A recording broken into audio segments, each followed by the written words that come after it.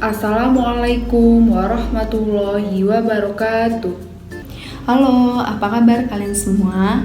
Semoga kalian semua sehat selalu ya. Jangan lupa jaga jarak, jaga kesehatan, memakai masker, dan cuci tangan. Nah, untuk pertemuan kali ini kita akan membahas materi mengenai menghindari minuman keras, judi, dan pertengkaran.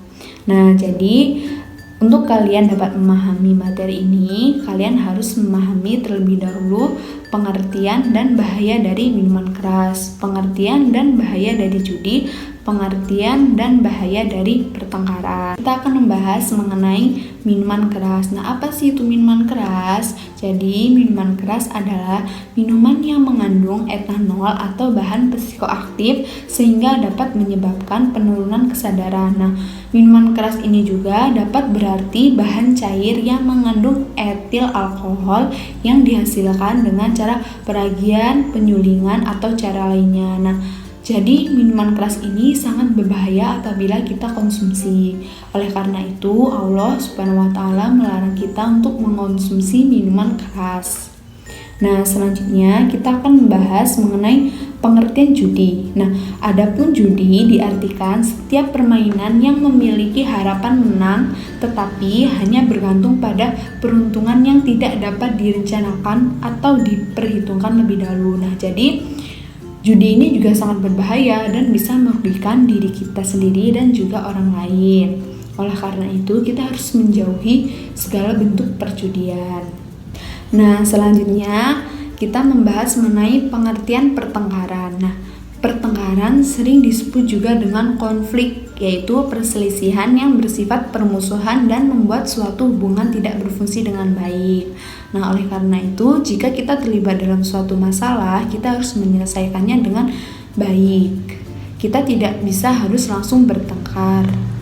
Nah, selanjutnya kita akan membahas mengenai bahayanya minuman keras. Nah, perlu kita ketahui bahwa segala sesuatu yang dapat memabukkan, mengganggu akal pikiran, apapun nama dan mereknya disebut khamar. Nah, zat-zat yang dapat memabukkan diantaranya pit, ganja, kokain, narkoba, dan obat adiktif lainnya. Nah, pengaruh barang-barang tersebut bagi penggunanya sangat berbahaya karena akal pikiran menjadi hilang, dipenuhi halusinasi. Nah, pengguna juga mengingkari kenyataan dan menghayal yang bukan-bukan. Nah, jika para pengguna tersebut sudah sampai taraf menjadi pecandu, akan makin banyak dampak negatif yang terjadi. Nah, jadi barang-barang memabukkan tersebut dapat menyebabkan kerusakan fisik dan kerusakan mental orang yang mengonsumsinya. Nah, dampak pada fisik antara lain badan menjadi lemas, sensitif syarat menghilang, dan kesehatan menurun. Nah, pengaruh pada mental seseorang yang kecanduan antara lain jiwa menjadi lemah, moral menyimpang, tidak memiliki semangat hidup. Nah, rasa tanggung jawab menjadi hilang dan sekolah menjadi berantakan. Nah, jadi mabuk-mabukan tidak hanya merugikan diri sendiri, akan tetapi juga merugikan orang lain. Nah, jadi cobalah kita merenung betapa sedih orang tua kita ketika melihat anak yang menjadi tumpuan harapan masa depan ketagihan dengan minuman keras sehingga melupakan Allah Subhanahu wa Ta'ala dan meninggalkan belajarnya. Nah, mari kita selalu mohon perlindungan kepada Allah Subhanahu wa Ta'ala agar terhindar dari minuman keras. Nah, selanjutnya kita akan membahas mengenai judi. Nah, dalam ajaran Islam juga melarang kita melakukan perjudian. Judi merupakan permainan yang menggunakan uang atau barang berharga sebagai taruhan. Nah, di dalam perjudian, pemenang akan mendapatkan sesuatu yang berlipat dari miliknya semula, sehingga mengandung unsur untung-untungan dalam kegiatan ini. Nah, seseorang yang kecanduan judi akan senantiasa menghayal untuk memiliki kekayaan banyak, tetapi malas bekerja, memiliki harapan semu, dan yang lebih memprihatinkan adalah akan membuat seseorang lalai terhadap tugas utamanya. Nah, jika ia seorang pelajar, kewajiban utama untuk belajar akan terbengkalai. Nah, apabila ia seorang kepala rumah tangga, kebiasaan judi akan menyita waktu untuk mencari nafkah bagi keluarganya. Nah, jadi biasakanlah untuk bekerja keras saat ingin meraih sesuatu. Nah, kesuksesan dan kekayaan tidak dapat dipertaruhkan di meja judi. Apabila kalian ingin memiliki uang banyak, langkah terbaik adalah giat belajar, bekerja keras, dan rajin menabung.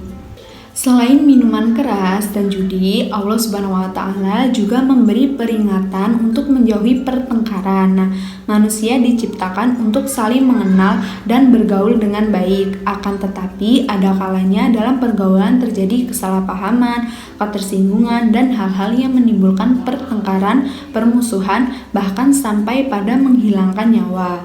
Nah, ada kalanya orang yang di dalam hatinya tersimpan keinginan untuk membantah kebenaran cenderung senang bertengkar, padahal setiap pertengkaran membawa akibat yang tidak baik. Nah, Allah Subhanahu wa Ta'ala adalah Zat yang Maha Pengasih. Allah sangat menyukai orang-orang yang hidup rukun dan menjaga kedamaian. Nah, apabila terdapat kesalahpahaman atau permasalahan, hendaknya diselesaikan dengan kepala dingin melalui dialog atau musyawarah. Nah, sekarang kalian telah mengetahui bahwa pertengkaran, perkelahian, tawuran, dan sejenisnya adalah perbuatan tidak terpuji. Nah, pelakunya itu nantinya akan bertanggung jawab di dunia maupun di akhirat. Nah, yang terakhir kita akan membahas mengenai bacaan qalqalah. Nah, bacaan qalqalah adalah bacaan lafaz dalam Al-Quran yang memantul atau membalik. Huruf qalqalah ada 5, qaf, ta, ba, jim, dal. Qalqalah terbagi menjadi 2, yaitu qalqalah sugro dan qalqalah kubro. Nah, semisal kalian nanti membaca Al-Quran kemudian ketemu dengan huruf qaf, ta, ba, jim, dal, itu membacanya dengan memantulkan atau membalik.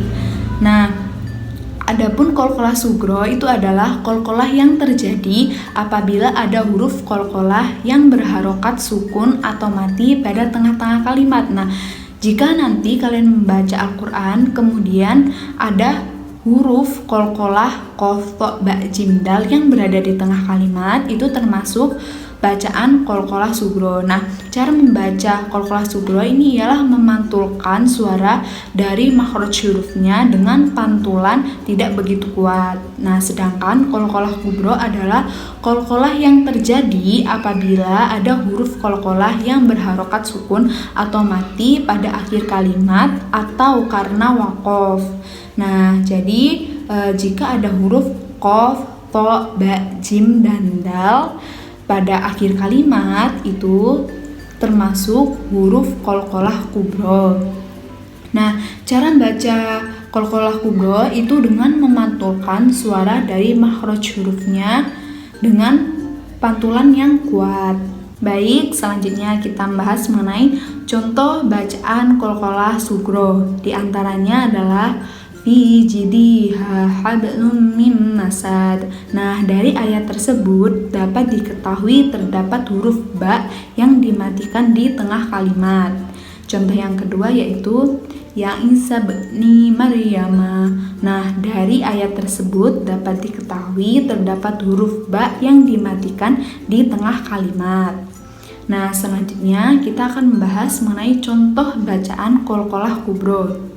Yang pertama yaitu Qul huwallahu ahad. Nah, dari ayat tersebut dapat diketahui terdapat huruf zal yang diwaqafkan di akhir kalimat. Contoh yang kedua, min syarri ma khalaq. Nah, dari ayat tersebut dapat diketahui terdapat huruf qaf yang diwaqafkan di akhir kalimat. Nah, untuk pertemuan kali ini mungkin sudah cukup ya. Jika ada yang ingin ditanyakan, mungkin silahkan tanyakan di grup WhatsApp. Baik, tetap jaga kesehatan, jaga jarak, jangan lupa memakai masker, dan selalu cuci tangan. Saya akhiri, wassalamualaikum warahmatullahi wabarakatuh.